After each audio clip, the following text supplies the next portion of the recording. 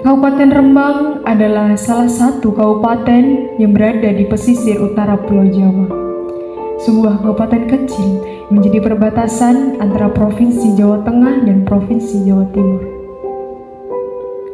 Kabupaten Rembang memiliki beberapa kontur wilayah, yaitu pesisir, dataran rendah, dan perbukitan. Menurut Badan Pusat Statistik Kabupaten Rembang, pada tahun 2022, jumlah penduduk mencapai 650,77 ribu jiwa. Dari angka tersebut, lahirlah berbagai macam profesi menjadi pondasi perekonomian di Kabupaten Rembang. Ragamnya mata pencaharian penduduk seperti nelayan, petani, pedagang, guru, serta berbagai macam profesi lainnya.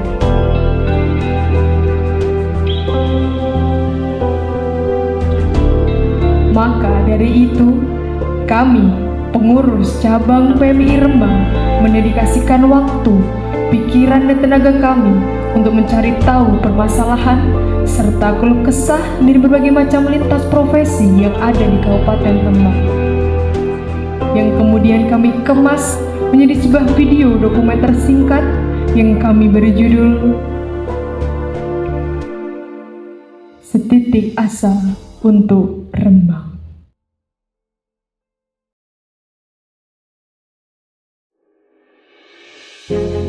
Di salah satu kecamatan di Kabupaten Rembang, tepatnya di Kecamatan Lasem, terdapat berbagai macam pedagang kaki lima yang menjajakan jajanannya. Salah satunya adalah Bapak Sulimin. Bapak Sulimin melakoni profesinya kurang lebih 10 tahun. Ya, kalau menurut saya, kalau penjual macam ini ya, kalau barang baku mahal tuh kita susah apa, nggak bisa untuk kulaan apa semua. Sebab barang awak kita beli ini semua mahal-mahal. Kalau murah sedikit, apa boleh usaha. Kalau mahal terus mati ini. Ya, kalau bisa modal untuk usaha-usaha gini, jadi bisa meringankan untuk kita ini. Kalau meringankan untuk kita ini semua kan, untuk semua kita ini kan ibaratnya modal tipis, nggak bisa banyak. Andai kata untuk keluarga, untuk apa, ini kan semua kan cuma pas-pasan. Kalau ada penyuluhan bantuan mungkin diambil. Banyaknya lalu lalang transportasi umum yang berada di Kabupaten Rembang, salah satunya adalah mode transportasi bus, yang menjadi ladang rezeki bagi sebagian orang. Salah satunya adalah Ibu Hidayati, seorang pedagang asongan yang sudah melakoni selama 23 tahun. Assalamualaikum. Waalaikumsalam. Kalau Ibu Hidayati, Dagangan apa, Bu? niki jual makanan matengan, Mas. Tahu sama arem-arem sama kacang, nih sama minuman. Pedagang asongan, Mas. Jualnya naik turun di bus ya, di halte sini. Ya, Dagangan selama dagang itu udah berapa tahun? sudah 23 tahun. 20 tahun dagang itu. Iya. Selama dagang asongan ini kira-kira yang jenengan keluhkan itu apa? Ya, kalau ada misalnya kalau ada Satpol PP atau ada pengurus dari sini yang biasanya kalau pedagang yang kecil-kecil gitu kan kalau cari nafkah susah ya, selalu ada obrakan, diobrak-obrak gitu. Tapi kalau sekarang sudah enggak, selama ini yang sudah dibangun ini keluar masuknya ini bis ziarah Wali Songo kan selalu standby di sini. Yang selanjutnya harapan kedepannya apa? Oh, ya, Untuk pemerintah kedepannya. ya mudah-mudahan pemerintah bisa mengerti keluhan orang kecil, sekali-kali dapat bantuan untuk modal usaha. Ya, begitulah, Mas. Biar masyarakat kecil lancar cari kerjaan kan untuk menghidupi keluarga.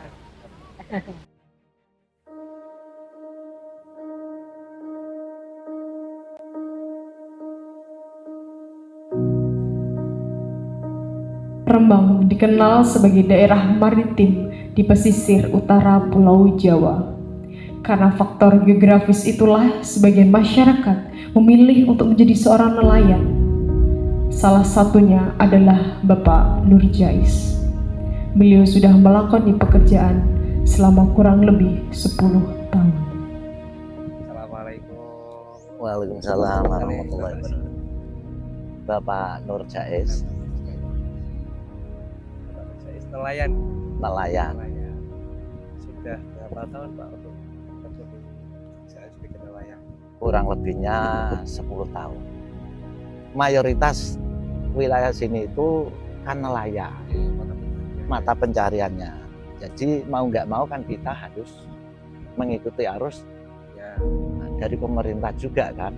Nah, tapi terus bagaimana kalau pemerintah nggak memperhatikan pihak masyarakat nelayan khususnya kan gitu. Kan kasihan, banyak yang mengeluh. keluhan-keluhannya yang paling banyak tentang apa Pak? Keluhan pertama ya, tentang bahan bakar ya, termasuk 60 gross tonnya ke atas itu kurang lebihnya kan mainnya industri. Terus kedua tentang pajak. Pajak kapal itu diambil dari dulu itu per tahunnya diambil dari per GT. Per GT-nya itu kalau 60 ke atas itu sekitar 1.525.000 kurang lebihnya. Itu per GT-nya. Intinya ya sekarang dirubah kembali. Dirubah kembali dibagi hasil. Jual ikan di TPI hasil kotornya diambil kurang lebihnya 10%. Sedangkan yang modal perbakalan sulit cari uang dari bank, ya, pakai jaminan macam-macam itu aja cuma 5%. Tapi ternyata ini malah 10% penjualan kotor. Jadi pihak yang merasa berat itu enggak hanya pemilik, tapi kasihan ABK ikut jadi korban ya, ABK. Nah, itulah yang saya sesalkan. Ya masih dipersulit juga, lamban katanya itu dipercepat, diperlancar untuk pengurusan surat lain-lain. Nah, jadi keluhan-keluhan nelayan dari situ. Jadi banyaklah, sedangkan harga ikan menurunnya terlalu drop saat ini intinya. Jadi banyak yang ngeluh setiap datang lah mau mengetahui harga ikan terlalu murah. Jadi sekarang dicancang nggak berangkat lagi. Nah harapan Bapak kalau bisa ya, pihak khususnya yang berwenang, pihak pemerintahan ya, untuk meninjau secara langsung lah, ditinjau dot-dot di lapangan biar tahu persis keluhan-keluhan nelayan khususnya pihak masyarakat pesisir kan gitu. Kalau bisa kan seperti itu, urusan-urusan dipercepat, diperlancar, diperingan. Kalau bisa kan seperti itu keinginan teman-teman nelayan. Rembang selain terkenal sebagai daerah pesisir, juga memiliki kontur wilayah dataran rendah dan perbukitan. Dengan adanya geografis tersebut, menjadikan masyarakat bermata pencaharian sebagai petani. Salah satunya adalah Bapak Nur Hasim. Nur Hasim, dia pun cukup lama, mulai Rian sejak lulusan sekolah Mas, maunya membantu kali orang tua sampai sekarang dan meneruskan lagi pendamelan yang sepuh. Untuk saat ini menjadi kendala oleh petani pertama pupuk karena keterbatasan pakai kartu tani, akhirnya kan yang biasanya nggunake berlebihan istilahnya kebutuhan sesuai dengan kebutuhan petani, tapi nak saat ini boten saged. Wow, kedai mawi pupuk ingkang non subsidi. Karena keterbatasan dengan kartu tani niku. Terus masalah tenaga kerja untuk tahun-tahun ini kok semakin sulit Mas, cari tenaga kerja untuk bertani ini semakin sulit.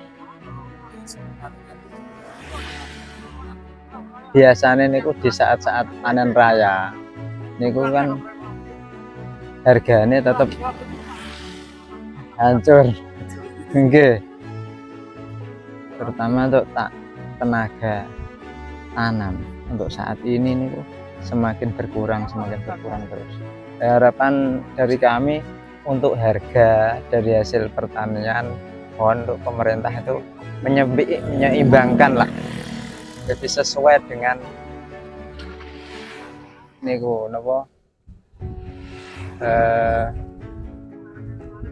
biaya. Misalnya nak biayanya ini dari apalagi nak sewanya pun mahal, terus pupuk langka, akhirnya nak petani ini pupuk langka akhirnya larinya ke pupuk non subsidi kan mahal juga, akhirnya biaya produksi itu meningkat Mas. Nak biaya dari hasil petani itu harganya tidak seimbang, akhirnya kan bertani itu agak malas Mas. Jadi malah untuk generasi muda itu kiat petani ini nggak ada minat petani ini malah nggak ada.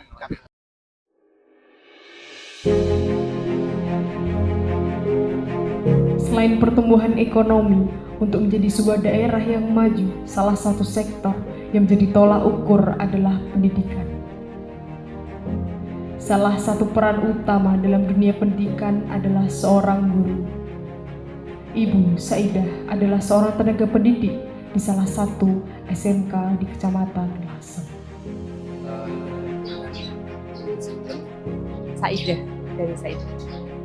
Iya, mungkin sedikit saja yang ingin saya sampaikan. Yang pertama berkaitan dengan kurikulum. Kita mengalami perubahan kurikulum ini begitu cepat dari kurikulum 2013. Kemudian ada saat ini kita mulai menerapkan kurikulum merdeka. Kalau kurikulum merdeka ini lebih awal penerapannya di Dinas Pendidikan. Di Kemenak ini baru bertahap dan itu pun belum semua madrasah menerapkan kurikulum merdeka. Kalau dulu zaman kuno itu saat saya masih sekolah namanya kurikulumnya masih pakai CPSA ya.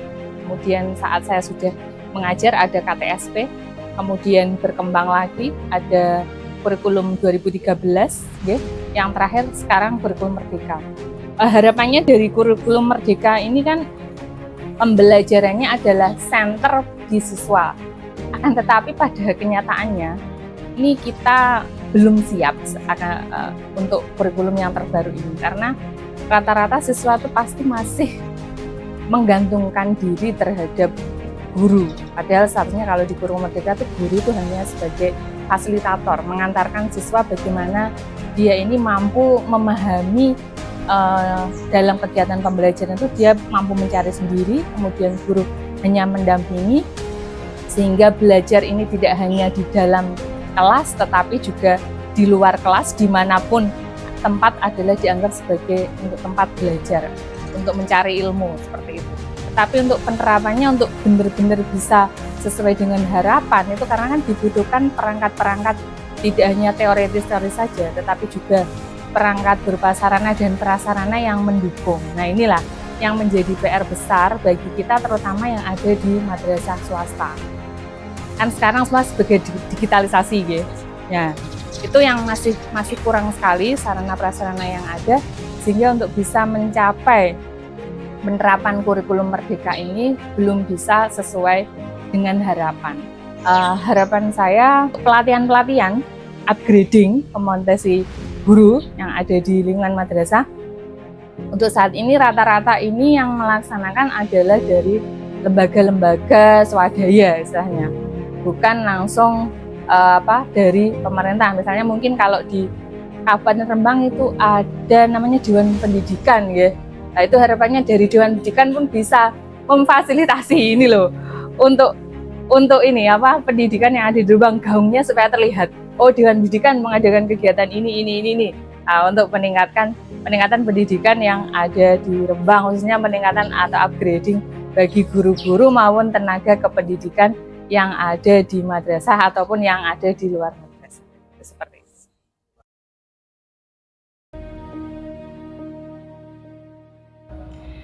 Ragamnya profesi yang ada di Kabupaten Rembang beserta dinamika yang hadir di dalamnya dapat kita ketahui bahwa peran pemerintah dan instansi terkait masih belum bisa dirasakan sepenuhnya oleh masyarakat. Maka dari itu, semoga pemerintah dan PMII dapat bersinergi untuk membangun Rembang menuju Rembang yang gemilang.